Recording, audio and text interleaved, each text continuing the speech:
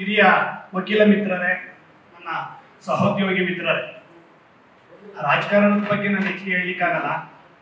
Manjunath sir ಅವರು ಮಾಡಿರ್ತಕ್ಕಂಥ ಕೆಲವೊಂದು ಕಾರ್ಯಗಳನ್ನ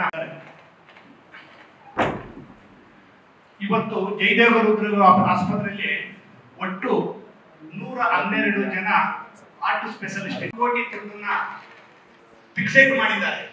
ಯಾರು ದುಡ್ಡಿಲ್ಲದೆ ಬರ್ತಾರೆ, ಯಾರು ಯಾವುದೇ ಜಾತಿ ಧರ್ಮ ಭೇದ ಭಾವ ಇಲ್ಲದೆ ಯಾರು ಅನುಕೂಲ ಆಗಲಿ ಅಂದ್ಬಿಟ್ಟು ರಿಸರ್ವ್ ಫಂಡ್ ಇರ್ತಕ್ಕಂಥದ್ದು ಜಯದೇವ ಆಸ್ಪತ್ರೆಯಲ್ಲಿ 150 ಕೋಟಿ ದುಡ್ಡು. ಇವತ್ತು ಆಸ್ಪತ್ರೆಯಲ್ಲಿ ಅವರಿದ್ದಂತ ಅವಧಿಯಲ್ಲಿ ಮೊದಲು ಹರಿಯಪ್ಪ ಅಂದ್ಬಿಟ್ಟು ಆಸ್ಪತ್ರೆಗೆ ಹೋಗಿದ್ರಂತೆ. ಜಯದೇವ ಆಸ್ಪತ್ರೆ ಅವರ ಅಧಿಕಾರ ಅವರಿದೆ, ಅವರ ಸಂಬಂಧಿಕರು ತೀರೋಗಿದ್ರಂತೆ. ತೀರೋದ ಸಂದರ್ಭದಲ್ಲಿ 1,35,000 ಅವಕಾಶ ಮಾನವೀಯತೆ ಅಂತಕ್ಕಂಥದ್ದು ಹೃದಯದಲ್ಲಿ ಹುಟ್ಟು ಬರಬೇಕು.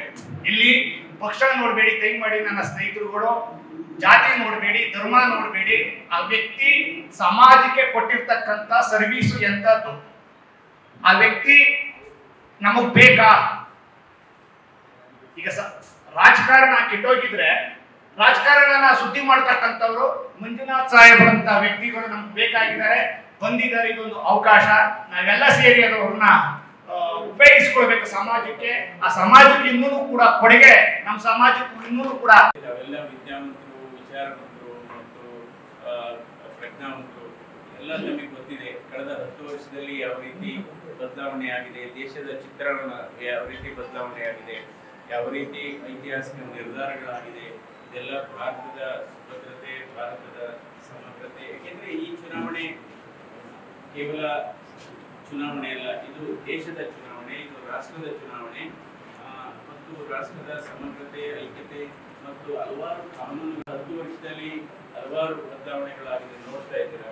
ಸೊ ಅಂದರೆ we need a leader who can take some tough calls, some tough decisions in the interest of nation development, in the interest of nation security and in the interest of armament.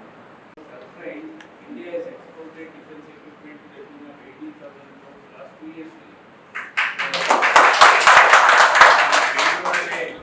Commercial and fighter aircraft like helicopter, commercial helicopter from Boeing aeroplane. Today the budget size is in India budget size is 45 lakh crores.